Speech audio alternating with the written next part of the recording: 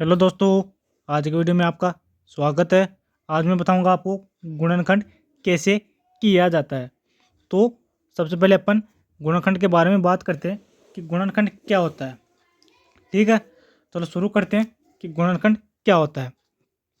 तो गुणन का मतलब होता है जो भी लास्ट वाली संख्या है ये इसके टुकड़े। ठीक है ना। तो अब मैं शुरुआत से सिखा रहा हूँ आपको बेसिक से।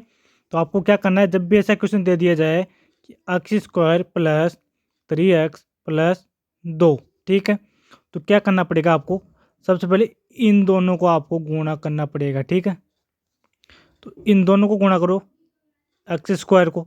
तो एक्स स्क्वायर के गुणा में जो है ना, इसको गुणा करना है। तो एक होता है गुणा में, तो एक को 2 से गुणा करोगे तो 2 ही आएगा। तो 2 की क्या करना है आपको, फैक्टर करने हैं, मतलब तोड़ना है 2 को। ये 2 है, इसको कितनी भी बार तोड़ो कि ये तो तोड़ने पर 2 आए, सॉरी गुणा करने पर 2 आए और जोड़ने पर 3x आए। ठीक है, तो क्या करोगे आप, 2 को आप लिख सकते हो 2 प्लस 1 भी लिख सकते हो और 1 प्लस 2 भी लिख सकते हो। ठीक है, तो इनमें से आपको ये दोनों ही लेना है। तो क्या करना है, अब एक्स स्क्वायर इसको ऐसा का ऐसा लिख दो। ठीक है, फिर प्लस से प्लस लिख दो। फिर 3x को क्या लिख सकते हो आप, 2 प्लस 1, तो 2x प्लस एक्स ही लिख दो और प्लस लास्ट में जो भी 2 है उसको 2 ही रहने दो। अब अपन को नियम पढ़ना है। जो नियम है वो क्या कहता है कि ये दोनों है ना, ये दोनों संख्या है, इन दोनों को जोड़ने पर तो 3x आए और इन दोनों को गुणा करने पर 2 आए। तो गुणा करो 2 को 1 से तो 2 ही आएगा। ठीक है, तो आगे आगे चलो। अब आगे क्या करना है, इन दोनों में से कॉमन लेना है। ठीक है, और इन दोनों में से कॉमन लेना है। तो एक्स और 2x में से, सॉरी एक्स स्क्वायर और 2x में से क्या कॉमन है, एक्स कॉमन है, तो एक्स को कॉमन ले लो, ब्रैकेट। अब एक्स स्क्वायर से एक्स कट गया तो यहाँ पे एक्स बच गया, फिर प्लस है प्लस, एक्स से एक्स डिवाइड किया तो कट गया, ये 2 आ गया, फिर प्लस आएगा, फिर इसका भी करना है फैक्टर, तो एक ही आएगा इसका फैक्टर। ठीक है, एक ही ला लो, तो एक्स प्लस 2 आ जाएगा यहाँ पे। अब क्या करना है आपको, जो भी है इसमें भी अगर आगे फैक्टर हो रहा है तो फैक्टर करो, नहीं यहीं पे रहने दो। तो यहाँ पे दोनों में कॉमन देखो, एक्स प्लस 2 कॉमन है तो इसको कॉमन ले लो, एक्स प्लस 2। और अब एक्स बचा और कौन सा बचा, प्लस 1, तो प्लस 1 भी यहीं पे लिख दो। ये आपका आंसर आ गया। ठीक है, फैक्टर मतलब गुणनखंड आ गया। अब चलते हैं अगले क्वेश्चन पे।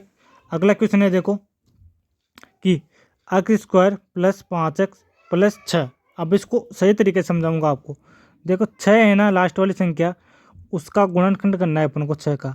तो 6 को अपन क्या क्या लिख सकते हैं, इधर देखो, एक तो 2 गुणा 3 लिख सकते हैं, 3 गुणा 2 लिख सकते हैं, और जो भी लिख सकते हैं वो भी लिख दो, 6 गुणा 1 भी लिख सकते हैं और 1 गुणा 6 भी लिख सकते हैं। तो अपन को क्या करना है कि अपने पास ये वाला गुणनखंड आएगा, ये वाला करने पड़ेगा या ये वाला।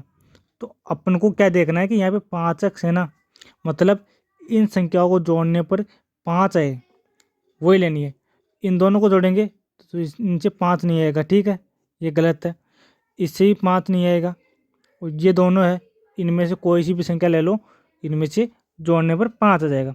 तो बराबर लिख के यहाँ पे लिखो, एक्स स्क्वायर तो लिख दो यहाँ पे, फिर प्लस 3 पहले लिख दो या 2 लिख दो, कुछ भी लिख दो, तो 2 लिख देता हूँ मैं, 2x प्लस 3x, इनको जोड़ने पर कितना आएगा, 5 आ जाएगा, प्लस 6, इनको गुणा करने पर 6 आ जाएगा, 2 तिया 6।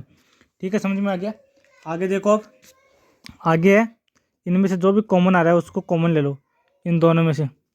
तो x कॉमन आ रहा है, ठीक है, दोनों में x है, ब्रैकेट, यहाँ पे 1x कट गया, प्लस 2 आ गए यहाँ पे, फिर प्लस, फिर इन दोनों में से कॉमन क्या है, 3 कॉमन है, तो 3 कॉमन ले लो, 3 को 3 से काट दिया तो x बच गया, प्लस 3 दूनी 6, 2 आ गया।